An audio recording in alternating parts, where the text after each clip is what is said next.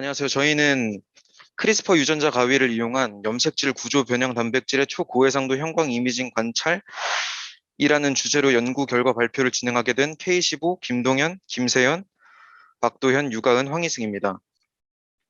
다음은 발표의 목차입니다. 저희는 첫 번째로 RPE1 셀을 어떻게 컬처하는지, 그러니까 이 컬처를 어떻게 유지하는지에 대해 알아보았고, 두 번째로 RPE1 셀의 낙인이 어떻게 진행되고, 그리고 어떤 걸 이용하게 되는지를 알아보았으며,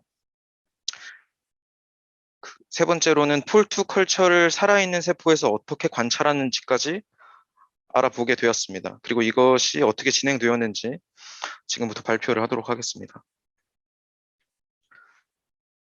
첫 번째로 이제 RP1 셀 컬처에 대해 알아볼 건데요. 셀을 이제 컬처 시키기 위해서 DMEM F12 그리고 소태아의 혈청인 FBS 그리고 안티바이오틱스를 차례로 90%, 10%, 1% 그렇게 비율로 섞은 것에 셀을 키우게 됩니다. 이건 이제 인큐베이터에서 키우게 되는데요. 이 인큐베이터는 5%의 이산화탄소 농도랑 그 37도씨가 유지되는 장소입니다. 그 5% CO2를 유지함으로써 이제 pH 유지시키고 온도로는 효소의 활성을 잘 일으킬 수 있도록 하게 됩니다. 이제 RP1 셀 컬처를 어떻게 하는지 저희가 이제 직접 리서치 데이에 가가지고 진행해 보았던 실험 과정을 통해 설명을 드리면 이제 계대 배양 과정, 그러니까 70에서 90% 컴플런시를 가지고 있는 미디어를 보았을 때 누런 빛을 띠게 돼요. 붉은색이었다가 누런 빛을 띠는 상태가 됩니다. 이 상태에서 배지를 제거하고 HBSS로 워싱을 한 후에 다시 석션으로 HBSS를 제거하게 됩니다. 그 후에 트립신 EDTA 용액을 추가해서 세포를 떼어내는 절차를 밟게 됐는데요. 떼어낼 때는 아까 말씀드렸던 인큐베이터에 2분 동안 넣어 효소인 트립신이 작용을 잘 할 수 있게끔 해서 셀을 떼어내게 됩니다. 만약에 이렇게 세포가 잘 떼어지면 이전에 컴플런시가 그 낮아진 상태 있잖아요. 컴플런시가 낮아진 상태에 미디어를 넣어가지고 이제 세포의 상태를 이제 낮은 컴플런시를 유지해 나갈 수 있게 됩니다. 여기서 보이는 것처럼 낮은 컴플런시의 미디어에서 이제 자라면 꽉 차게 됩니다. 그걸 이제 방금 말씀드렸던 서브컬처를 통해서 이 RP1 셀을 컬처시킬 수 있게 된다. 네.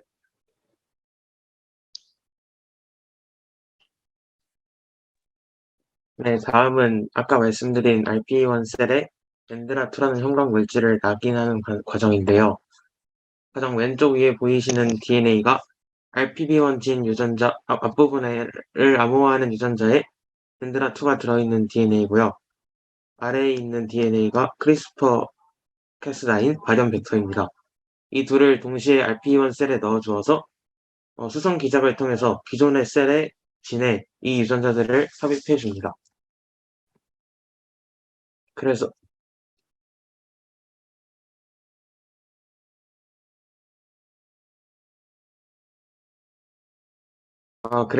저희 아까 제가 말씀드린 두 가지의 DNA가 그 덴드라투가 들어있는 DNA와 크리스퍼 캐스9을 암호화하는 유전자 발현 벡터가 가장 왼쪽에 보이시는 사진인데요. 이 두 물질을 이 가운데 있는 사진인 셀에 섞어서 가장 오른쪽 동영상처럼 이 튜브를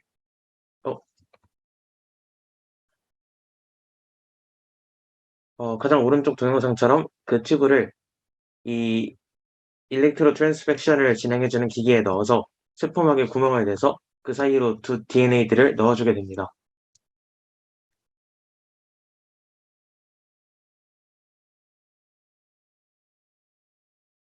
다음으로는 이제 그 DNA들을 넣어 주었다면 그 DNA에 의해서 수정 기작을 통해서 수정 기작에 의해 덴드라투가 삽입이 될 거고, 다음으로 여러 과정들을 거쳐서 FACS, 그다음 싱글 셀 솔팅, 제노타이핑과 시퀀싱 이 과정을 거쳐서 어, 두 상동 염색체에 모두 덴드라투가 들어갔는지, 그리고 그 덴드라투에는 변이가 발생하지 않았는지를 확인해서 정상적으로 덴드라투가 삽입된 세포만 걸러내게 됩니다.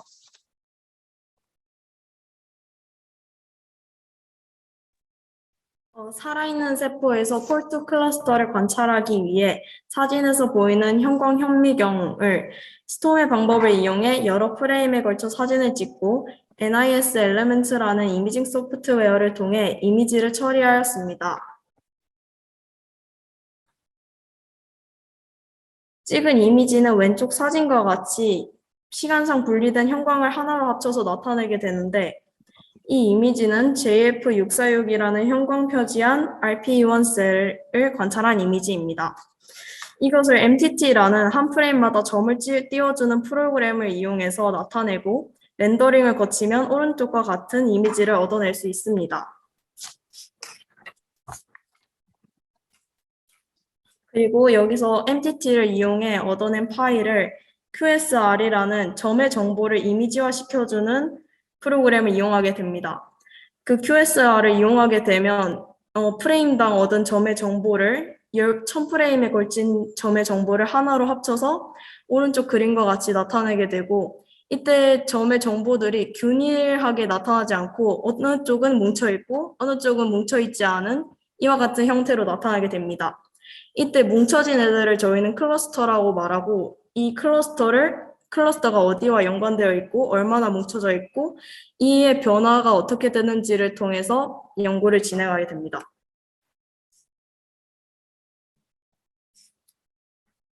클러스터의 정보를 분석하는 방법에는 DB스캔이라는 방법이 있는데요.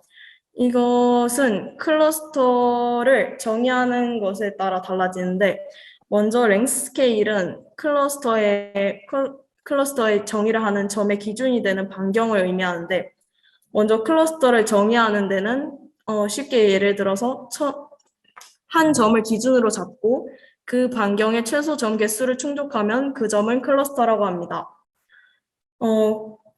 그래서 첫 번째 그림은 랭스 스케일이 80나노미터이고 최소 점 개수가 30개를 만족하면 클러스터라고 정의되어 있습니다. 반면에 두 번째 그림은 반경은 같지만 최소 점 개수가 60이라서 좀 더 최소 점 개수가 빡빡하게 들어있어야 되는 조건이기 때문에 클러스터로 정의되는 점이 적어서 이와 같이 적은 클러스터가 나타나게 됩니다.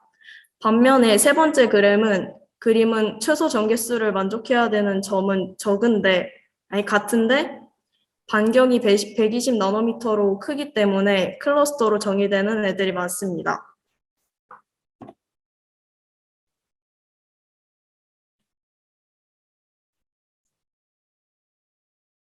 따라서 이러한 클러스터의 정보를 얻었을 때 두 가지 종류로 나타내는 것을 알 수 있었는데요.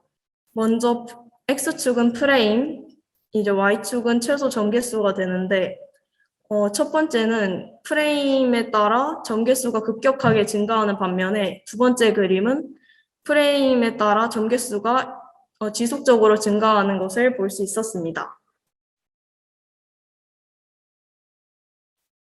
따라서 미래 계획은 낙인한 애들을 걸러주는 팩스를 통해서 낙인된 애들만 분리를 시켜주고 이것을 세포를 하나하나 분리해서 펴주는 싱글셀 솔팅을 거친 후에 이제 게노타이핑을 이용해 호모셀들을 걸러내는 과정을 거칩니다.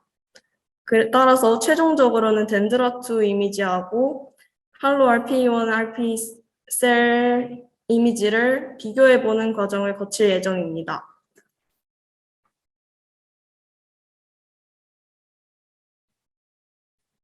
감사합니다. 발표를 마치겠습니다. 자신의 이름과 소속을 밝히시고 소감을 말씀해 주시면 될 것 같습니다. 예, 저는 제주과학고등학교 박도현이라고 하고요. 전공 맞는 친구들이랑 같이 리서치데이 가보고 좋은 경험해서 좋았다고 생각합니다. 네, 저는 제주과학고등학교 김동현이고요. 서로 관심 있는 분야에 대해서 같은 분야를 희망하는 친구들 다 같이 모여서 온라인이든 오프라인이든 활발하게 연구할 수 있어서 좋았습니다. 경상과학고등학교 유가은입니다. 리서치데이 때 실험실에서 여러 실험 기기들이랑 현미경들을 직접 보고 친구들이랑 같은 관심사에 대해서 얘기할 수 있어서 좋은 시간이었던 것 같습니다. 광주과학고등학교 김세현입니다.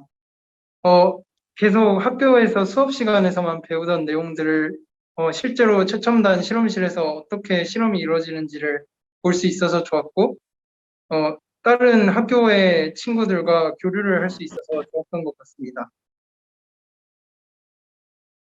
네, 이어서 김창엽 주교님께서도 소감 한 말씀 부탁드리겠습니다. 일주일 동안 같이 다 짬을 내주셔가지고 수업 잘 참여해 주셔서 고맙고 앞으로도 열심히 공부하시고 잘 지내시길 바랍니다. 감사합니다.